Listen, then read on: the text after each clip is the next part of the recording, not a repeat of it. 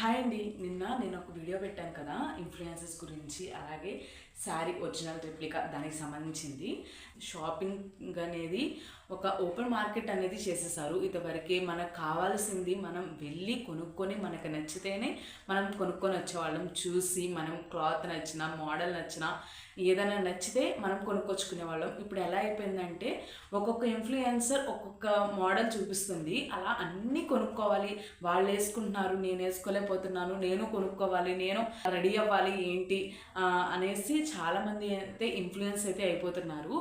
ఉన్న దాంట్లో సర్దుకుపోవడం అనేది ఇదివరకు రోజుల్లో అంటే పులిని చూసి నక్కలు వాతలు పెట్టుకుంది అంటారు కదా, అలాగా మనం ఇన్ఫ్లుయెన్సర్స్ చూసి మా లైఫ్ కూడా అట్లా ఉండాలి, నేను అలా రెడీ అవ్వాలి, నేను ఇలా వీడియోస్ చేయాలి, నాకు పెద్ద పెద్ద పెయిడ్ ప్రమోషన్లు వచ్చేస్తాయి అని చెప్పేసి చాలామంది అయితే ఇట్లాగే చేస్తున్నారు. ఏంటంటే ఇప్పుడు ఒరిజినల్ 6000 అంటున్నారు, మనకి ఇంకోటేమో 2800 అనేసి అంటున్నారు.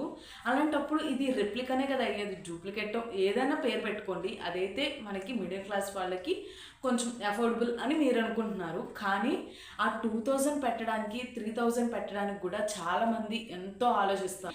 5 నిమిషాలు కట్టుకున్న చీరకి 2000 3000 పెట్టి కొనాలా అని నేను అనుకుంటాను. నేను కట్టుకునే చీరలైనా కానీ మ్యాక్సిమం 500 to 800 ఉండేలాగానే చూసుకుంటాను. నేను యూట్యూబ్ ఛానల్ స్టార్ట్ చేశాను. నేను ఒకరిని చూసి నేను వాతలు పెట్టుకొని నన్ను నేనైతే ఎప్పటికీ మార్చుకోను. ఎందుకు అంటే నాకు ఎలాంటి స్టేజ్ నుండి వచ్చానో నాకు తెలుసు, ఇప్పుడు ఎలాంటి స్టేజ్లో బతుకుతున్నానో నాకు తెలుసు. కానీ ఒకరిని చూసి నేనెందుకు నా లైఫ్ని రిస్క్లో పెట్టాలి అని నేను అనుకుంటాను. అంటే నేను అదే 2-3 వేలు నేను వేరే దానికి యూజ్ చేస్తాను. ఆ ప్రమోషన్స్ చేసే వాళ్ళకి ఏంటంటే వాళ్ళకి ఫ్రీగా వచ్చేస్తాయి, వీడియో తీసి పెడుతున్నారు, ఓకే, అది ఫేకా జెన్యూన్ అనేది వాళ్ళు చూడరు. ఎందుకంటే వాళ్ళకి ప్రోడక్ట్ వస్తుందా, వాళ్ళు చెంది చెప్పారా లేదా అనేది అనుకుంటారు తప్పించి అసలు దీని గురించి ఏది ఎంక్వైరీ అయితే అస్సలు చేయరు. ఇంకోటి ఏంటంటే వాళ్ళకు ఉంది కదా మనము అదే కోరుకోవాలి అనుకుంటే అది చాలా తప్పు. మనకి కావాల్సినట్టు మన లైఫ్ అంటే మన ఇంట్లో సిచ్యువేషన్స్ మనకు తెలుసుంటాయి, అవన్నీ అర్థం చేసుకొని మనం అనేది మెలగాలి. ఎప్పుడైనా వాళ్ళు రోజుకో చీర చూపిస్తారు, రోజుకో మేకప్ చూపిస్తారు, రోజుకో ప్రోడక్ట్ చూపిస్తారు. ఆ ప్రోడక్ట్ యూజ్ చేస్తే వాళ్ళకి మనీ వస్తాయి, నీకేం వస్తాయి? నువ్వు ఎదురు డబ్బులు పెడితే కానీ నువ్వు ఆ ప్రోడక్ట్ కొనలేవు కదా.